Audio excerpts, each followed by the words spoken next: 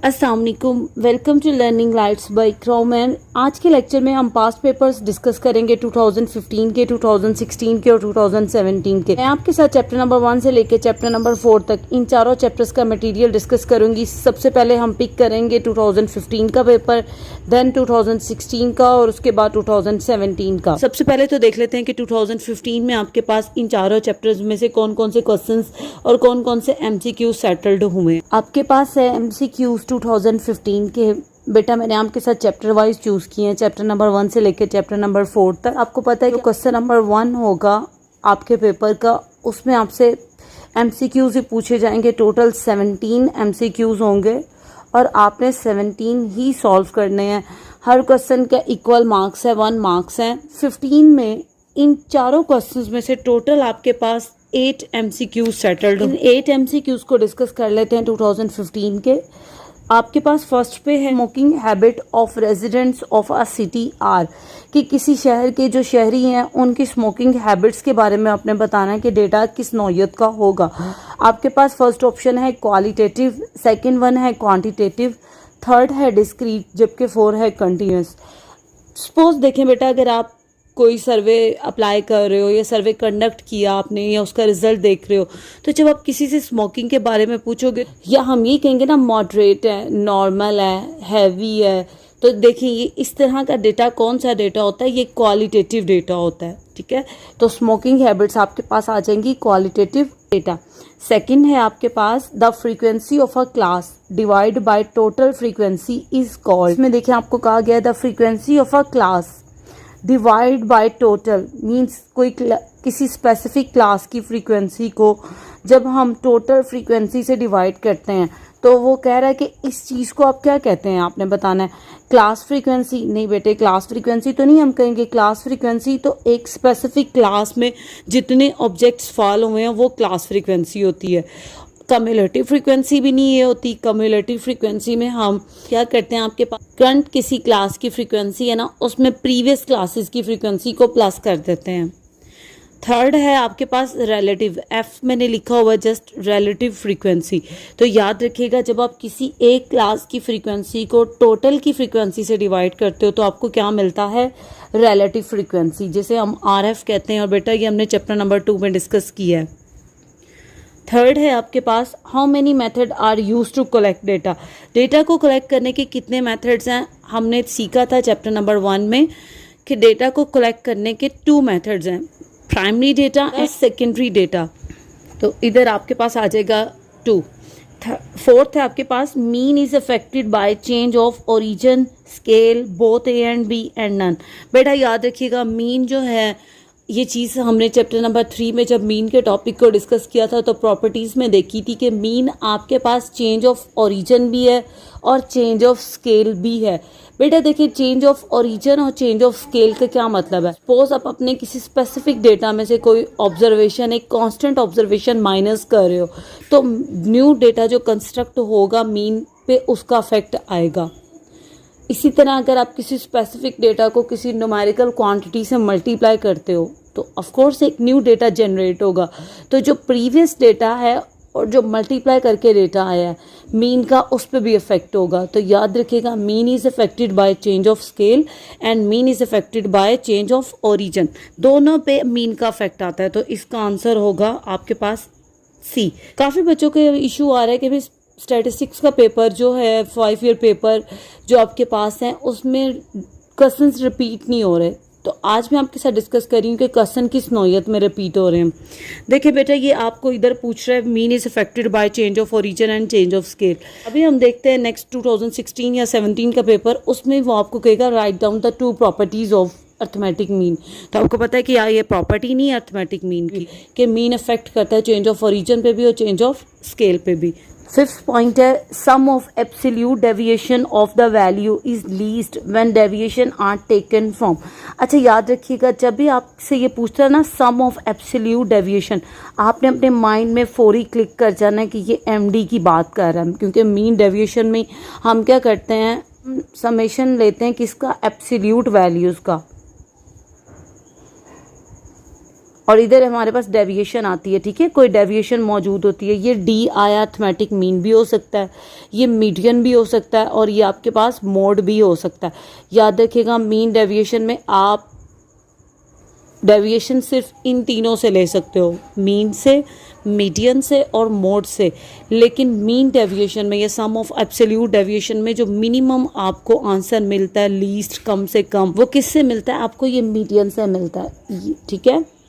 Next है 6 point आपके पास, if Q3 is equal to 20 and Q1 is equal to 10 the coefficient of quartile deviation is। अब आप देखें, आपको कहा गया है Q3 आपके पास है 20 और Q1 आपके पास क्या है 10। आपने coefficient of QD find out करना है। आपको पता है कोफिशेंट ऑफ QD क्या होता है? कोफिशेंट ऑफ QD का फार्मूला है Q3 minus Q1 divided by Q3 plus Q1। तो Q3 की वैल्यू है 20। जब आप 20 में से 10 माइनस करते हो तो आपके पास आएगा 10, और जब आप 20 में 10 प्लस करते हो तो आपके पास आएगा 30। जब इसे कैंसिल करोगे तो ये आपके पास आ जाएगा 1/3। तो ये देखें, ये आपके पास राइट आंसर है। नेक्स्ट आपके पास है 7th, in a symmetrical distribution Q1 is equal to 4 and Q3 is equal to 12 the median is. याद रखिएगा, ये आपसे कह रहा है कि सिमेट्रिकल डिस्ट्रीब्यूशन हो। तो सबसे पहले तो ये जान लें, सिमेट्रिकल डिस्ट्रीब्यूशन वो डिस्ट्रीब्यूशन होता है जिसमें मीन इक्वल आता है मीडियन के और मीडियन इक्वल टू मोड, यानी कि इन तीनों की वैल्यू क्या होती है? सेम होती है। क्लियर है? अब कह रहा है इस तरह का ये डिस्ट्रीब्यूशन है जिसमें मीन, मीडियन और मोड तीनों बराबर हैं। नेक्स्ट आपको कहा गया है कि Q1 है 4 और Q3 आपके पास क्या है 12। आपने मीडियन की वैल्यू बतानी है। तो याद रखिएगा, सिमेट्रिकल डिस्ट्रीब्यूशन में मीडियन आपके पास इक्वल होता है Q1 plus Q3 divided by 2। तो 4 प्लस 12 डिवाइडेड बाय 2, 4 प्लस 12 आपके पास आ जाएगा 16। 16 को 2 पे डिवाइड करें तो आपके पास मीडियन की वैल्यू आ रही है 8, और ये राइट आंसर आपके पास सी। 8th और लास्ट MCQs है 2015 का। इन चारों चैप्टर्स में से टोटल आपके पास 8 MCQs आए हैं। मैक्सिमम इसने डिवीजन इस तरह से की है कि हर चैप्टर में से 2-2 MCQs इसने पिक किए हैं। तो बेटा अभी तक जितना हमने अपने लेक्चर्स को डिस्कस किया है, हम कह सकते हैं कि हमने 8 मार्क्स अचीव कर लिए हैं। अगर आपने तमाम लेक्चर्स को अच्छे तरीके से देखा है, हर पॉइंट को समझा, आप कह सकते हैं आपके एनुअल पेपर में से 8 मार्क्स अचीव हो सकते हैं अगर आपने ये 4 चैप्टर्स तैयार किए हैं।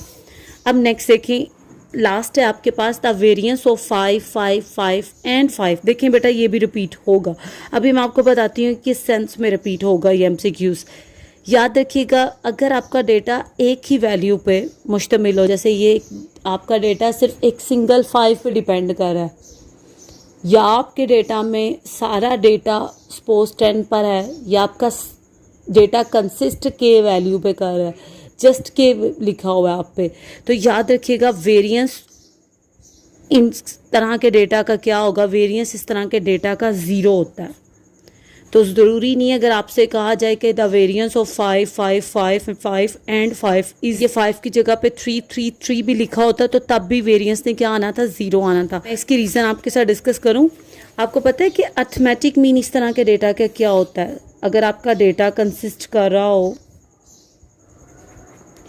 5, 5, 5 एंड 5 पे, तो आपका AM का आंसर पता है क्या आता है? वो 5 आता है। आप चेक कर लो, 5 प्लस 5 10, 10 प्लस 5 15, 15 प्लस 5 20, 20 प्लस 5 25। सम आपके पास क्या आया? 25 नंबर ऑफ वैल्यूज़ हैं, 1 2 3 4 5। तो ये देखें, अर्थमेटिक मीन आपके पास आता है 5, लेकिन वेरिएंस इसका क्या आएगा इस तरह के डेटा का? 0। वो पता है क्यों?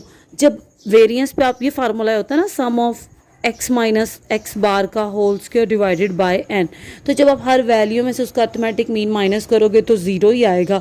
तो 0 को जितने मर्जी टाइम प्लस करते रहो, तो जब न्यूमिनेटर 0 हो जाएगा, डिवाइजर में वट एवर 5 ही वैल्यूज़ क्यों 5 ही क्यों ना हो, तो ये वेरिएंस इस वजह से 0 आ जाता है। खैर, अभी के लिए आपने ये याद रखना है कि अगर आपका डेटा एक सिंगल वैल्यू पे डिपेंड कर रहा है तो फिर मीन उसका वो वैल्यू होगी और वेरिएंस क्या हो जाएगा? 0 हो जाएगा। ये थे आपके पास MCQ 2015 के। नेक्स्ट MCQs डिस्कस कर लेते हैं 2016 के। आपके पास है first, a quantity calculated from the sample is called. आपको याद हो आपसे मैंने डेफिनेशन डिस्कस की थी स्टैटिस्टिक्स की, तो मैंने बताया था स्टैटिस्टिक एक ऐसी क्वांटिटी है जिसे आप किससे कैलकुलेट करते हो, सैंपल से कैलकुलेट करते हो।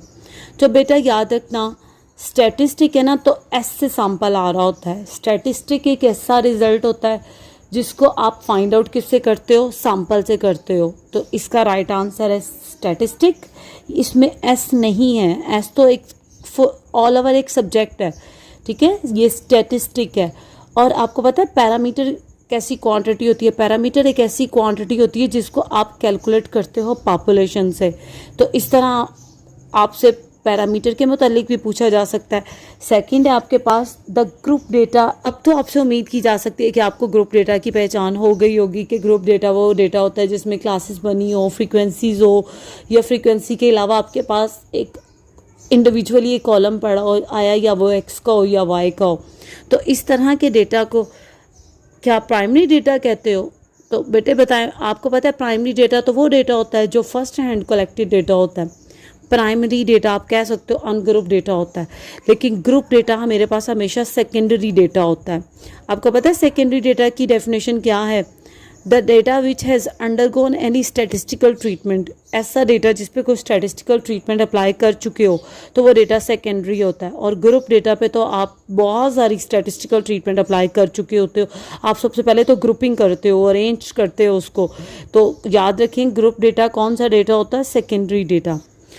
थर्ड है आपके पास the graphical representation of a frequency, DIST mean frequency distribution is. जब भी आप अपने फ्रीक्वेंसी डिस्ट्रीब्यूशन को ग्राफिकली रिप्रेजेंट करते हो तो आपको क्या मिलता है? अ फ्रीक्वेंसी कर्व, हिस्टोरीग्राम या हिस्टोग्राम या ऑगिव। तो याद रखें graphical representation of frequency distribution is histogram. Clear है? आपको पता है हिस्टोग्राम किस तरह का डायग्राम बनती है? आप इस तरह की डायग्राम बनाते हो, ये रेक्टेंगल्स आते हैं। सम टाइम में भी आपसे इस तरह की डेफिनेशन भी पूछी जा सके कि ये MCQs में हिस्टोग्राम में आप क्या करते हो? एडजेसेंट रेक्टेंगल्स का चार्ट बनाते हो या ग्राफ बनाते हो। क्लियर है?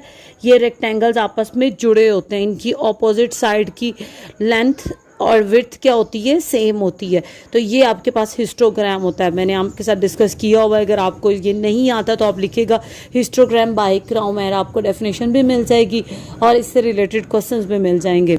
तो फ्रीक्वेंसी डिस्ट्रीब्यूशन के ग्राफ को क्या कहते हैं? हिस्टोग्राम। समटाइम आपसे क्वेश्चन पूछा जा सकता है डिफरेंशिएट बिटवीन हिस्टोग्राम एंड हिस्टोरीग्राम। ठीक है, हिस्टोरीग्राम का टॉपिक आना तो सेकेंड ईयर में है, लेकिन मैंने देखा है कि ये पास पेपर में आपसे फर्स्ट ईयर में भी ये टॉपिक पे पूछा है, हालांकि आपकी बुक में हिस्टोरीग्राम कहीं पे भी मेंशन नहीं है। तो याद रखिएगा graph of frequency distribution histogram होता है, जबकि ग्राफ ऑफ टाइम सीरीज आपके पास हिस्टोरीग्राम होता है। क्लियर है? नेक्स्ट आपके पास if summation x minus 20 is equal to 25, summation x minus 15 is equal to 0, sum of x minus 10 is equal to -10। आपने बताना है इनमें अर्थमेटिक मीन कौन सा है। अब आप देख रहे हैं यहाँ पे भी रिपीट हुआ, टॉपिक तो सेम रिपीट हो गया ना, आपके पास प्रॉपर्टीज ऑफ अर्थमेटिक मीन ही आ गई हैं। हमने प्रॉपर्टी ऑफ अर्थमेटिक मीन देखी थी कि sum of deviation of any observation from their mean is 0। तो अब आप इन तीनों में से उस पॉइंट को पिक करोगे जिसके राइट साइड पे क्या होगा? 0 होगा। ये वाला वो पॉइंट है। तो अगर आप इस पे कंपैरिजन करो sum of x minus x bar is equal to 0, तो देखिए 0 0 के इक्वल, सम के इक्वल, x के इक्वल, माइनस के इक्वल, तो x बार की वैल्यू क्या आ रही है? 15। तो ये आपके पास राइट आंसर है C। Geometric mean of 2 4 8 is, आपके साथ मैंने डिस्कस किया था कि कोई सी भी ये तीन आपका डेटा 3 या 4 वैल्यूज पे डिपेंड करो, तो आप ज्योमेट्रिक मीन इस तरह फाइंड आउट करोगे। कितनी वैल्यूज हैं? 1 2 3। तो क्या लोगे? थर्ड रूट लोगे और इन तीनों वैल्यूज को आपस में मल्टीप्लाई कर दोगे। 2 मल्टीप्लाई बाय 4 मल्टीप्लाई बाय 8। 4 ही नहीं, आपने कैलकुलेटर का यूज़ करना शुरू हो जाना। कैलकुलेटर में देखें, कैलकुलेटर टाइम लेगा इस पॉइंट को सॉल्व करने के, लेकिन आपका माइंड आपको कैलकुलेटर से क्विकली आंसर करेगा। स्मॉलेस्ट वैल्यू पे तो ट्राई किया करें प्लीज़। अब आप देखिए थर्ड रूट यूं ही रहेगा, 2 4 आर 8, 8 8 आर 64। तो 4 को 3 टाइम मल्टीप्लाई करो ना तो 64 आता है। 4 4 16, 16 4 64। तो देखें आपके पास GM की वैल्यू आएगी 4। ये राइट आंसर है। नेक्स्ट आपके पास 6 second moment about mean is. आप हमने सीखा था कि सेकेंड मोमेंट अबाउट मीन क्या होता है, वेरिएंस के इक्वल, और फर्स्ट मोमेंट अबाउट मीन किसके इक्वल होता है, वो 0 के इक्वल होता है। 7th है in a symmetrical distribution the coefficient of skewness will always be. Coefficient of skewness आपको कौन गाइड करता है, आपको गाइड करता है B1, और हमने सीखा था कि अगर B1 की वैल्यू 0 आ जाए तो डिस्ट्रीब्यूशन क्या होता है, सिमेट्रिकल होता है। तो ये आपके पास राइट आंसर है। 2016 का लास्ट MCQs है, देखें अब भी टोटल 8 MCQs बन रहे हैं। If B2 is equal to 3, टोसिस के टॉपिक को डिस्कस किया था, तो बेटा हमने जाना था कि अगर B2 की वैल्यू 3 हो तो डिस्ट्रीब्यूशन आपके पास क्या होता है, मेसोकर्टिक होता है। क्लियर है। अच्छा बेटा, अगर सपोज यहाँ मेसोकर्टिक ऑप्शन ही ना होता और मेसोकर्टिक की बजाय नॉर्मल डिस्ट्रीब्यूशन होता तो तब आप इसे नॉर्मल डिस्ट्रीब्यूशन पे टिक कर सकते थे। अगर B2 की वैल्यू 3 आए तो डिस्ट्रीब्यूशन मेसोकर्टिक भी होता है और नॉर्मल डिस्ट्रीब्यूशन भी होता है। या ये MCQs इस तरह भी सेटल्ड हो सकता है, B2 is equal to 3 then the distribution is mesokurtic and, तो याद रखिएगा दूसरा नेम क्या होगा, नॉर्मल डिस्ट्रीब्यूशन। नेक्स्ट आपके पास है 2017 के MCQs। फर्स्ट है आपके पास if moment ratio B1 is equal to 0 then the distribution is. तो बेटा क्या ये रिपीट नहीं कर गया आपके पास, अभी मैंने आपके साथ डिस्कस किया है 2016 का MCQs नंबर 7, मैं आपको दिखा भी देती हूँ। ये देखें इस 7 में इसमें इसने पूछा है कि सिमेट्रिकल डिस्ट्रीब्यूशन में कोफिशिएंट ऑफ सिक्यूनेस क्या होता है, हमने किया 0। अब इधर ये बता रहा है कि अगर B1 इज इक्वल टू 0 तो डिस्ट्रीब्यूशन क्या होगा, सिमेट्रिकल होगा। सेकंड है आपके पास cumulative frequency is. Cumulative frequency आपके पास किस तरह आती थी, पहली फ्रीक्वेंसी सपोज अगर आपके पास x1 है वो इसी तरह ही आ जाती थी, अब x1 में इनकमिंग फ्रीक्वेंसी प्लस कर देते थे। तो अब CF की नेचर क्या होती है, CF बढ़ती है, ये कभी मसलन पहली फ्रीक्वेंसी पहली क्लास की फ्रीक्वेंसी अगर 5 है ना, तो अब अगली क्लास की जो कम्युलेटिव फ्रीक्वेंसी आएगी ना वो 5 से ज़्यादा होगी। अब जो थर्ड क्लास की कम्युलेटिव फ्रीक्वेंसी आएगी वो उससे भी ज़्यादा होगी। तो कम्युलेटिव फ्रीक्वेंसी की नेचर क्या होती है, इंक्रीजिंग होती है। इंक्रीजिंग इसलिए होती है कि हर टाइम पे मसलन जिस क्लास पे हम कम्युलेटिव फ्रीक्वेंसी देख रहे होते हैं ना उसमें प्रीवियस तमाम क्लासेस की फ्रीक्वेंसी प्लस हो गई होती है, तो कम्युलेटिव फ्रीक्वेंसी आपके पास इंक्रीजिंग है। थर्ड है आपके पास asymmetrical distribution has mean is equal to 4 then mode. बार बार डिस्कस किया सिमेट्रिकल डिस्ट्रीब्यूशन में मीन, मीडियन और मोड तीनों की वैल्यू बराबर होती है, और अगर मीन की वैल्यू 4 है तो मोड की भी क्या होगी, 4। फोर्थ है पाई diagram consist of circle, bar, rectangles, all of these. देखिए आपके पास MCQs आ गया तो फौरी अपने माइंड में चाहे रफी पाई डायग्राम, इतना तो अंदाज़ा हमें होता ही है ना कि पाई डायग्राम किस तरह की बनी होती थी। तो हमने सीखा था पाई डायग्राम आपके पास सर्कल पे कंसिस्ट कर रही होती है, सेंटर पे ओरिजिन होता है और ये एक कंपोनेंट एक सेक्टर ले रहा होता है।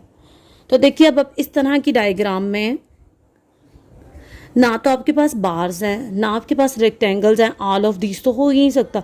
तो ये देखें ये कंसिस्ट करिए सर्कल पे, और हम देखते हैं कि पाई डायग्राम सर्कल पे ही बनी होती है। सपोज अगर एक कोई MCQs नहीं भी आ रहा ना तो उस टॉपिक को अपने माइंड में क्लिक करें, उसके ऑपोजिट आंसर से मैच करें, मे बी आपका माइंड क्लिक कर जाए कि राइट आंसर कौन सा है। फिफ्थ है आपके पास if A and B are 2 values then GM is. तो बेटे देखें क्या ये भी रिपीट नहीं कर गया आपके पास, जैसे अभी मैंने क्वेश्चन सॉल्व किया था तो मैंने आपको बताया था GM अगर 3 वैल्यू का था तो थर्ड रूट। अब GM आपके पास कितनी वैल्यूज़ का आपने बताना है, A और B का। तो पहले तो A B को मल्टीप्लाई करवाओ, इस पे सेकेंड रूट लेते हैं ना तो बेटे second root just under root ही होता है, तो ये GM का फार्मूला आ जाएगा आपके पास ये वाला। क्लियर है। 6 आपके पास statistic is the characteristics calculated from. तो बेटे ये देखें ये भी रिपीट हो गया अभी MCQs। स्टैटिस्टिक एक ऐसी क्वांटिटी होती है जिसको आप किससे कैलकुलेट करते हो, सैंपल से। ऐसे स्टैटिस्टिक ऐसे सैंपल। 7th है वेरिएंस। बेटा ये देखें ये भी रिपीट हो गया आपके पास। अभी हमने देखा था वेरिएंस ऑफ 5 5 5 इज 0 था ना, तो अब 3 3 3 का वेरिएंस भी क्या होगा, 0। लेकिन अगर यही MCQs आपसे इस तरह पूछा जाए मीन ऑफ 3 3 3, तो मीन क्या होगा इस तरह के डेटा का, 3 होता है। नेक्स्ट है 8 if y is equal to AX plus B then variance of y is. अच्छा ये मैं आपके साथ थोड़ा सॉल्व करवाती हूँ ताकि मैं आपके साथ वेरिएंस के प्रॉपर्टीज़ को भी अगेन डिस्कस कर सकूँ। y is equal to AX plus B। आपने variance of y find out करना है। तो देखिए जब मैं इस पे वेरिएंस अप्लाई करती हूँ, variance of y is equal to variance of a x plus b. बेटे वेरिएंस की प्रॉपर्टी है दोनों वैल्यूज पे सेपरेटली अप्लाई हो जाएगा। अच्छा बच्चे नेक्स्ट देखें, वेरिएंस की प्रॉपर्टी है कि जब ये वेरिएबल के साथ कोफिशिएंट मल्टीप्लाई होता है ना, तो वेरिएंस उस कोफिशिएंट को स्क्वायर करके बाहर निकाल देता है। तो ये हो जाएगा ए स्क्वायर, वेरिएंस जस्ट वेरिएबल पे अप्लाई हो जाएगा। लेकिन अगर एक खाली कांस्टेंट पड़ा हो जैसे वेरिएंस ऑफ बी, तो variance of a constant is 0, तो जस्ट आपके पास आंसर आ रहा है ए स्क्वायर वेरिएंस ऑफ एक्स। तो ये आपके पास राइट आंसर है, ये वाला। नंबरिंग मेंशन नहीं हुई यहाँ पे, ये राइट आंसर है ए स्क्वायर वेरिएंस ऑफ एक्स। अच्छा बच्चे देखें, अगर ये आपसे इस तरह पूछ ले कि if y is equal to 3x plus 2 then variance of y क्या होगा। वेरिएंस ऑफ y देखें, वेरिएंस 3x पे सेपरेटली आ जाएगा, 2 पे जब आएगा तो 0 हो जाएगा, और जब 3x पे आएगा तो 3 को स्क्वायर करके बाहर निकाल देगा, तो वेरिएंस ऑफ x, ठीक है, ये 0। Mean of first and natural number is. 9th MCQs आपके पास इंपॉर्टेंट है, आपके पास है mean of first and natural number is. तो फर्स्ट एंड नेचुरल नंबर का अर्थमेटिक मीन होता है n, है ना, n नंबर्स हैं, n में आप 1 प्लस करोगे, n प्लस 1 डिवाइडेड बाय 2, तो ये आपके पास फर्स्ट एंड नेचुरल नंबर्स का अर्थमेटिक। ये तो भी हमने डिस्कस किए इन 3 इयर्स के MCQs, 2015 के, 2016 के और 2017 के। नेक्स्ट शॉर्ट क्वेश्चंस को डिस्कस करते हैं। आपके पास सबसे पहले 2015 का पेपर। अभी तक हमने कितने मार्क्स सिक्योर किए हैं? 8 मार्क्स सिक्योर किए हैं MCQs की फॉर्म में, पहले 4 चैप्टर्स में से। आपके पेपर का जो क्वेश्चन नंबर 2 है ना, उसमें आपके पास टोटल 12 क्वेश्चंस होते हैं, ठीक है, टोटल 12 क्वेश्चंस होते हैं, आपने अटेम्प्ट करने हैं 8। क्वेश्चन नंबर 2 के टोटल मार्क्स कितने हो जाएंगे आपके पास? 8 2s are 16, ठीक है, 16 मार्क्स का क्वेश्चन नंबर 2 होगा। अब आप देखिए इन 4 चैप्टर्स में से 8 क्वेश्चन आपने अटेम्प्ट करने हैं, तो 2015, 2016 और 2017 इस क्वेश्चन नंबर 2 में से आपके पास 7 क्वेश्चंस आ रहे हैं, तो जस्ट आपके पास अभी सिर्फ 1 क्वेश्चन रहता है। तो इसके अलावा अगर आपने कोई और चैप्टर प्रिपेयर किया होगा तो आपका क्वेश्चन नंबर 2 सिक्योर है। बच्चे आपके साथ जो डेफिनेशंस हैं वो तो मैं आपके साथ डिस्कस कर चुकी हूँ। अगर आपको डेफिनेशन प्रिपेयर है तो वेल एंड गुड, लेकिन अगर आपने प्रिपेयर नहीं की, सपोज आप पॉपुलेशन की डेफिनेशन ढूंढना चाह रहे हो तो आप लिखिएगा पॉपुलेशन बाय क्राउमेयर, तो बेटे आपको डेफिनेशन मिल जाएगी। सबसे पहला क्वेश्चन है आपके पास define population and sample. Next आपके पास डिफाइन डिस्क्रिप्टिव स्टैटिस्टिक्स। हमने डिस्क्रिप्टिव और इन्फरेंशियल स्टैटिस्टिक्स के बारे में चैप्टर नंबर 1 में डिस्कस किया था। अब देखें आपके पास फर्स्ट क्वेश्चन था जैसे डिफाइन पॉपुलेशन एंड सैंपल, ये हम कर चुके हैं, और ये किस में से आया? चैप्टर 1 में से, CH1। डिफाइन डिस्क्रिप्टिव स्टैटिस्टिक, ये भी चैप्टर 1 में से आया आपके पास।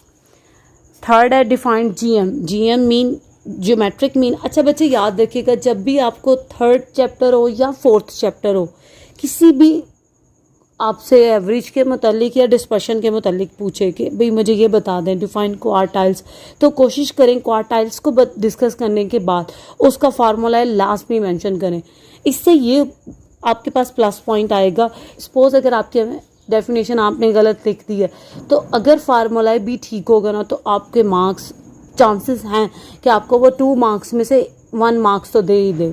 क्लियर है?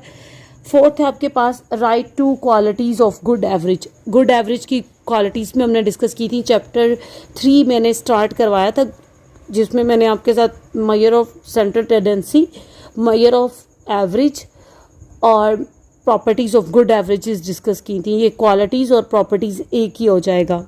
क्लियर है? 5th है आपके पास डिफाइन मोड विद फार्मूला है। तो अब से ऑनवर्ड आप ये याद रखेंगे कि अगर आपको ये मेंशन कर भी दे क्वेश्चन में कि फार्मूला लिखना है, तब तो आप रिस्ट्रिक्टेड हो लिखना, लेकिन अगर आपको ये नहीं भी कह रहा तो आप तब भी फार्मूला लिखेंगे। क्लियर है? जैसे ये क्वेश्चन नंबर 3rd में। 6 आपके पास the sum of deviation of 15 values from 20 is 45, find AM। ये जो 6 क्वेश्चन है इसे मैं आपके साथ डिस्कस कर देती हूँ। The sum of deviation of 15 values, values आपके पास 15 है,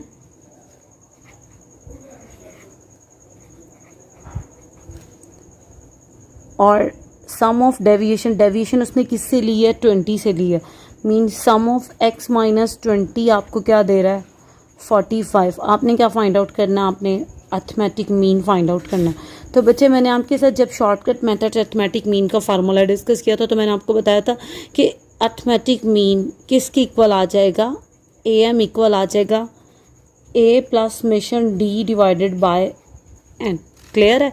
अब देखो A आपके पास क्या होता है, A आपके पास एनी एज्यूम्ड वैल्यू होती है जिसे डेविएशन लेते हो, इसलिए खुद कहा है कि डेविएशन 20 से लेनी है। अगर फिर भी आपको नहीं आता तो याद रखें बच्चे D बराबर है x माइनस A के। तो जब आप इसको कंपैरिजन करो x माइनस 20 तो ये D की वैल्यू है, ठीक है। तो A क्या आ जाएगा 20। समेशन यूं ही D की जगह पे मैं लिख सकती हूँ x minus 20 divided by n आपके पास क्या है 15। अब बच्चे देखें ये 20 यूं ही, ये आपके पास क्या आया 45 डिवाइडेड बाय 15। तो ये 20 ऐसे ही 15 3s आर 45। तो अर्थमेटिक मीन आपके पास आ रहा है 23। नेक्स्ट आपके पास बच्चे मोड आपको 15 दिया है, मीन आपको दिया 10.5। आपने मीडियन फाइंड आउट करना है। मीन आपको क्या दिए 10.5, आपने मीडियन फाइंड आउट करना है। तो बच्चे देखें आपने फार्मूला है, इन तीनों का कनेक्टेड फार्मूला है। अगर आपको याद हो हमने सीखा था in moderately skewed distribution mode is equal to 3 median minus 2 mean. तो जब मैं इसमें वैल्यू प्लग करती हूँ मोड की जगह पे 15, ये 3 मीडियन यूं ही, क्योंकि मीडियन मैंने फाइंड आउट करना था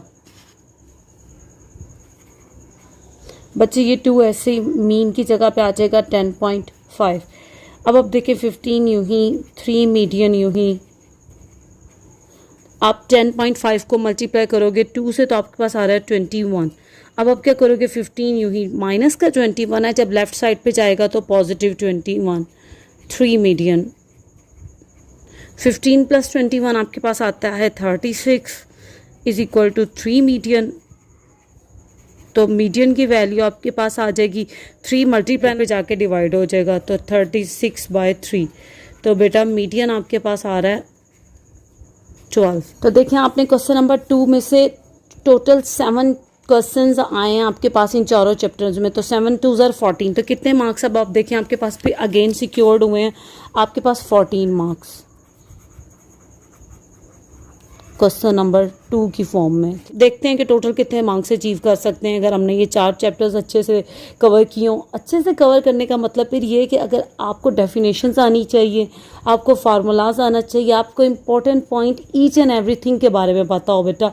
अब देखिए मैंने आपके साथ अगर हर पॉइंट को डिस्कस किया था हर चैप्टर में, तो देखिए हम आसानी से MCQs भी कर पा रहे हैं, हम शॉर्ट क्वेश्चन भी अटैम्प्ट कर रहे हैं। सपोज एक चैप्टर तैयार करना है पेपर के लिए, तो फिर उसकी बेस्ट टिप यही है कि वो चैप्टर प्रिपेयर करें जिसमें से आपने फिर कोई भी पॉइंट या कोई टॉपिक मिस नहीं करना। थर्ड है आपके पास थर्ड क्वेश्चन, इसमें भी आपके पास बेटे टोटल आपको क्वेश्चन दिए जाते हैं 12 अटैम्प्ट। बेटा आपने इसमें भी 80 करने होते हैं, मार्क्स इसके भी आपके पास 16 होते हैं। आपको पता है थर्ड जो क्वेश्चन है इसमें से आपके पास पेपर में आ रहे हैं टोटल 8 क्वेश्चन ही आ रहे हैं आपके पास इन चारों चैप्टर में। 8 क्वेश्चन ये हो गए, पीछे 7 क्वेश्चन ये हो गए, तो 8 7 15 शॉर्ट क्वेश्चन आप अटैम्प्ट कर सकते हैं अगर आपने पहले 4 चैप्टर्स अच्छे से किए हों तो। फर्स्ट पे डिफाइन फ्रीक्वेंसी डिस्ट्रीब्यूशन, सेकंड है differentiate 1 way and 2 way classification कर चुके हैं। थर्ड है ना सिमेट्रिकल डिस्ट्रीब्यूशन, Q1 है 25, Q3 है 75, मीडियन आपने फाइंड आउट किया। आप ये नहीं कह सकते कि रिपीट हो रहा है। रिपीट का ये मतलब तो नहीं है ना कि Q1 की वैल्यू भी वही हो, दिया तो इसने Q1 Q3 और मीडियन पूछ रहा है। अभी देखिए हमने इस तरह के MCQs अभी कवर किया, तो मीडियन बताएं जरा किसके इक्वल हो। Q1 की वैल्यू है आपके पास 25, Q3 है 75, और अगर डिस्ट्रीब्यूशन सिमेट्रिक हो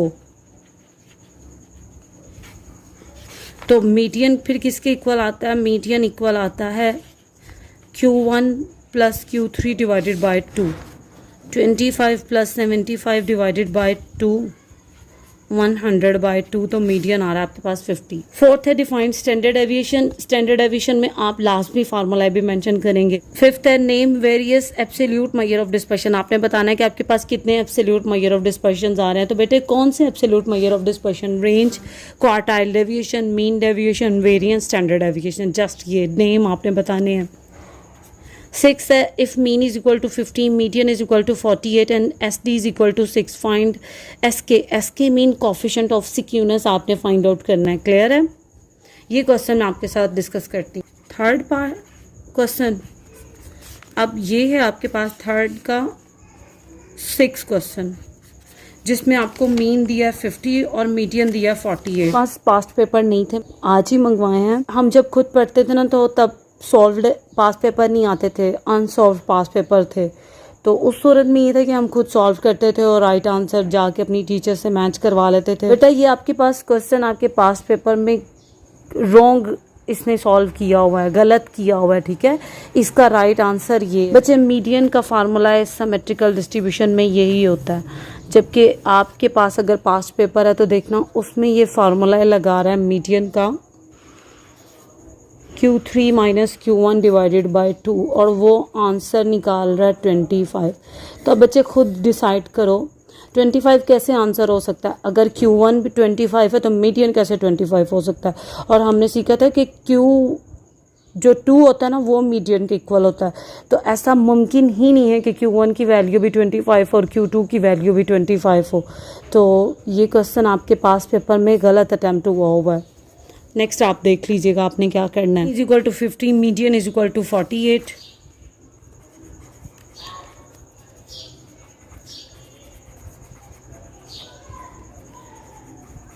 डी आपके पास 6। आपने एस के फाइंड आउट करना है। सपोज अगर ये आपको एस के कह दे या कोफिशिएंट ऑफ सिक्यूनेस कह दे तो याद रखिएगा ये कोफिशिएंट ऑफ सिक्यूनेस का कर्ल पेयरसन का फार्मूला लगाएंगे। जब मीन और मीडियन दिया हो तो ये एस के इक्वल आ जाएगा 3 mean minus median divided by S. तो एस के यूं ही 3 यूं ही मीन की जगह पे मीन की value that is 50 minus 48 by 6। ऐसा ही है स्टैंडर्ड एविएशन। तो 50 में से 48 माइनस करें तो आपके पास 2 आता है। 3 2 ज़ा 6, 6/6 आपके पास एस के का आंसर क्या आ रहा है 1 पॉजिटिव वैल्यू। तो डिस्ट्रीब्यूशन क्या होगा? Positively secure distribution. नेक्स्ट आपके पास 7 question, the first 2 moment of a distribution about x is equal to 10 are 2 and 20 find coefficient of variation. आपने कोफिशिएंट ऑफ वेरिएशन बताना है। और 8 था आपके पास what is mean by skewness and how it is calculated. ये questions हम कर चुके हैं, डेफिनेशन आएगी सिक्योरनेस की एंड कोफिशिएंट ऑफ सिक्योरनेस आप मेंशंस करोगे। अब 7 क्वेश्चन सोल्यूशन देख लेते हैं। अब देखें आपको फर्स्ट 2 मोमेंट, ये जब आपको इसने x इज इक्वल टू 10 कोई न्यूमेरिकल वेरिएबल किसी न्यूमेरिकल क्वांटिटी के इक्वल दिया ना तो उसके बाद प्राइम मोमेंट्स आते हैं। m1 प्राइम 2 और m2 प्राइम 20 ये दे रहा है आपको। वो कैसे आपको पता चला? जब आपके पास x किसके इक्वल था? 10 के इक्वल था। एक तो ये कंडीशन हो गई। फिर आपको पास फिर डिस्ट्रीब्यूशन दे के कोई वैल्यूज़ दे दी गई हो तो डिस्ट्रीब्यूशन दे के वैल्यू दिए तो प्राइम मोमेंट है। फिर प्राइम मोमेंट का इस्तेमाल करके moment about mean find out कर लो। अब देखें इसमें आपने क्या फाइंड आउट करना है? आपने coefficient of variation find out करना है। कोफिशिएंट ऑफ वेरिएशन किसके इक्वल होता है? Standard deviation divided by am multiply by 100। आपको पता है स्टैंडर्ड डेविएशन किसके इक्वल होता है? स्टैंडर्ड डेविएशन इक्वल होता है सेकंड मोमेंट अबाउट मीन का अगर अंडर रूट ले लो तो स्टैंडर्ड डेविएशन आ जाता है। तो अब मैं m2 फाइंड आउट करती हूँ और am फाइंड आउट करती हूँ। मैं क्या करूँगी? m2 प्राइम मेंशन नहीं है ना, प्राइम ये मोमेंट अबाउट मीन होते हैं जिन पे प्राइम नहीं होता। इसका फार्मूला है m2 prime minus m1 prime का होल स्क्वायर। m2 प्राइम की जगह पे वैल्यू लिखोगे 20 माइनस m1 प्राइम है 2 का स्क्वायर। तो 20 माइनस 4 16 ये m2 आ रहा है। m2 अभी किसकी इक्वल है? ये वेरिएंस आया है। और हमने सीखा था कि अगर वेरिएंस का स्क्वायर रूट ले लो तो आपके पास क्या आ जाएगा? स्टैंडर्ड डेविएशन जो कि 4 है। अब am, कल स्टूडेंट ये भी पूछ रही थी कि मिस ये वाला फार्मूला कब लगाएंगे AM का। बेटा देखो क्वेश्चन में नीड है मुझे कि अर्थमेटिक मीन फाइंड आउट करना है, तो अब मैं इसका फार्मूला लगाऊंगी A plus M1 prime. M1 prime तो इसने आपको दे दिया 2। A पता है किसके इक्वल होता है, जिसमें इसने X को जिस वैल्यू के इक्वल किया होता है। अगर इसने Y को भी 10 के इक्वल लिखा होता ना तो उस सूरत में भी A 10 नहीं होना था। तो इससे परेशान नहीं होना कि मिस X होगा तो तब A फाइंड आउट होगा या Y होगा।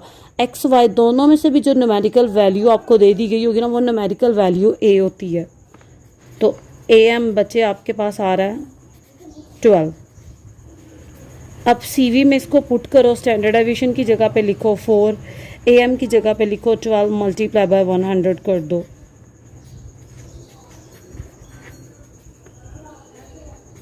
तो अब देखें आपके पास वैल्यू आ रही 33.33%। 2016 का क्वेश्चन नंबर 2 है, define statistics, define population, define types of averages.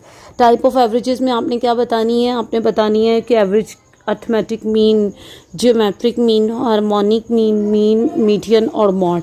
ये आपके पास टाइप ऑफ एवरेजेस हैं, ठीक है। Write two properties of AM, इसे रिपीट कह सकते हो आप।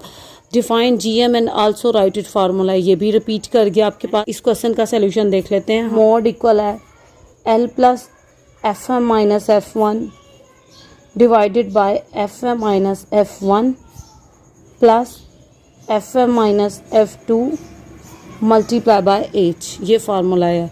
L इसने आपको दिया 200, FM की वैल्यू है 25, F1 है 20, H है आपके पास 10। ये बच्चे आपके पास आ रहा है 5, इधर भी आपके पास आ रहा है 5 प्लस 5 10।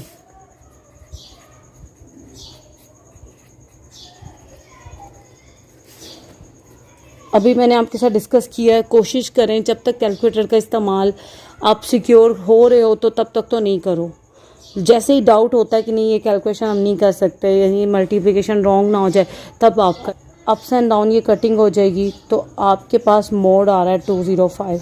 इसे आपको दिया गया if u is equal to x minus 170/5 and summation f u is equal to 100, summation f is equal to 200, find x bar. ये क्वेश्चन का सोल्यूशन भी देख लेते हैं। देखें डेटा आपके पास आया, आप देख रहे हो कि डेटा में आपके पास u इन्वॉल्व है समेशन एफ यू की फॉर्म में। अब आपने फार्मूला भी वही लिखना है जिस पे u इंक्लूडेड हो। तो हमने सीखा था कि AM इक्वल आता है A plus summation F you divided by summation f multiply by h। Clear है। अब देखें आपके पास समेशन एफ यू भी है, समेशन f भी है, ना तो आपके पास A है और ना आपके पास H है। इसके अलावा आपने एक मेथड यूज़ किया था कि U किसके बराबर होता है, x minus A divided by H। Clear है। अब आप U को कंपैरिजन करो इससे, x माइनस 170 डिवाइडेड बाय 5 से। तो A आपके पास बचे क्या आ रहा है 170 और H आपके पास क्या आ रहा है 5। इस फार्मूले में सब्स्टिट्यूट करो, A की जगह पे लिखो 170, समेशन एफ यू इसने खुद से आपको दिया 100, समेशन एफ है 200 और H आपके पास क्या है 5। अब देखें 170 यूँ ही इसे कटिंग कर लेते हैं, ये आपके पास आ रहा है 40, तो ये बन रहा है 100/40। 100 को 40 पे डिवाइड करोगे ना आपके पास आएगा 2.5। इसमें 170 प्लस कर लो तो ये आपके पास AM आ गया। स्टिल देखें 7 क्वेश्चंस आए हैं। फर्स्ट है डिफाइन क्लासिफिकेशन, हम इसकी डेफिनेशन कर चुके हैं। डिफाइन हिस्टोग्राम, ये भी रिपीट है। 1 वे क्लासिफिकेशन, 2 वे क्लासिफिकेशन, ये भी रिपीट हो गया क्योंकि अभी हमने क्वेश्चन देखे हैं। Define types of dispersion, types of dispersion कौन सी होती हैं, 2 टाइप्स ऑफ डिस्पर्शन है, एक एब्सोल्यूट डिस्पर्शन और सेकेंड वन रिलेटिव डिस्पर्शन। आप दोनों के बारे में बताएंगे। What is standard, what is quartile deviation, ये भी रिपीट हो गया। What are the uses of CV, आपने कोफिशिएंट ऑफ वेरिएशन के यूजेस बताने। कोफिशिएंट ऑफ वेरिएशन से ये हमें बेनिफिट है कि हम 2 डिस्ट्रीब्यूशन के दरमियान कंपैरिजन आसानी से कर सकते हैं, कंक्लूजन फाइंड आउट कर सकते हैं, कहते हैं कि दोनों डिस्ट्रीब्यूशन में से कौन सा डेटा ज़्यादा बेहतर है। What do you know about kurtosis, already discuss कर चुके हैं हम। What do you know about the relative dispersion of 5 5 5 and 5। क्या होगा बच्चे रिलेटिव डिस्पर्शन? 0, क्योंकि इसमें एब्सोल्यूट डिस्पर्शन कुछ भी फाइंड आउट करो 0 आएगा। 0 को जब मीन से डिवाइड भी कर दोगे, चाहे 0 के डिवाइजर में कुछ भी हो, तब 0 आ जाएगा। तो रिलेटिव डिस्पर्शन 0। अब देखें 8th क्वेश्चन है, B2 आपको दिया है 3m4 की वैल्यू दी है 1875। देन आपसे कहा गया है कि what will be the value of standard deviation. इसका सोल्यूशन देख लेते हैं। अब आपने वो फार्मूला लिखना है जिसमें B2 भी इन्वॉल्व हो, M4 भी। आपके पास M4 डिवाइडेड बाय M2 का होल स्क्वायर। इसमें वैल्यू डालें, B2 की जगह पे आप लिखोगे 3, M4 आपके पास 1875, M2 स्क्वायर यूं ही। अब देखें M2 स्क्वायर इधर आ जाएगा, 1875 से आप डिवाइड कर दो 3 को।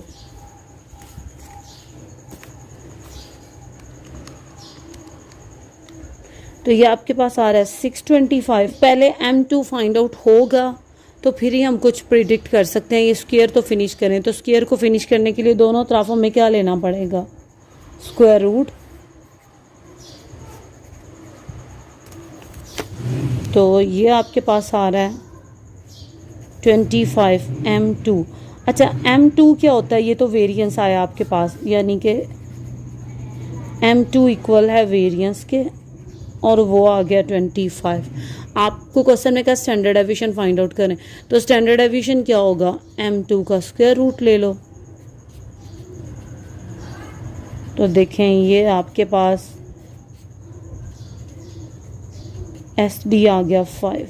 नेक्स्ट आपके पास है 2017 के पेपर में क्वेश्चन नंबर 2 और क्वेश्चन नंबर 3 को डिस्कस कर लेते हैं। आपके पास फर्स्ट पे डिफाइंड सेकेंडरी डेटा। चैप्टर 1 में हम डिफरेंट टाइप्स ऑफ डेटा को जब डिस्कस किया था तो डेफिनेशन कवर की थी। नेक्स्ट आपके पास है diet characteristics of statistics, already कर चुके हैं हम। थर्ड आपके पास आ रहा है what is mean by center tendency, done.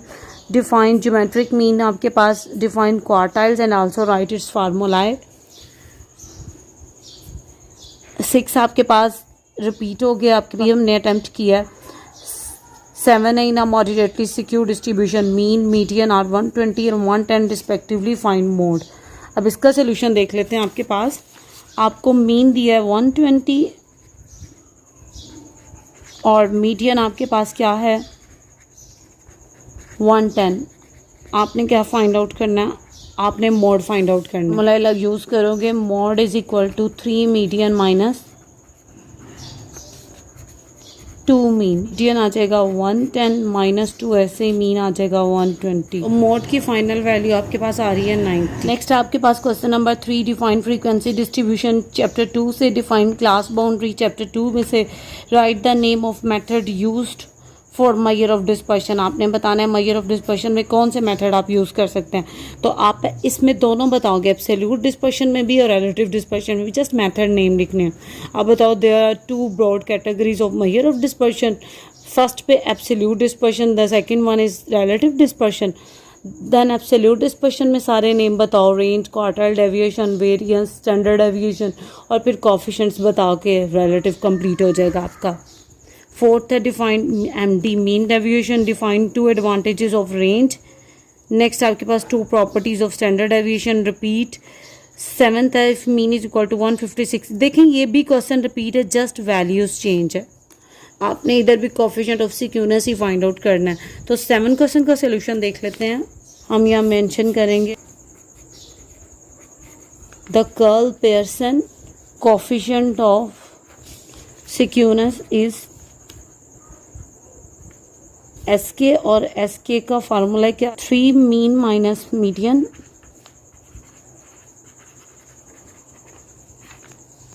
Divided by standard deviation. जब इसमें वैल्यू सब्स्टिट्यूट करते हो, 3 मीन की जगह पे 156.17 मीडियन है 153.50 और स्टैंडर्ड डेविएशन है 19.03। तो देखते हैं आपके पास क्या वैल्यू आ रही है। पहले 156.17 में से माइनस करें 153.50, ये आपके पास आ रहा है 2.67। इसको मल्टीप्लाई करें 3 से और अब डिवाइड कर दें इसको 19.03 से। तो कोफिशिएंट ऑफ सिक्यूरेंस आपके पास आ रहा है 0.42।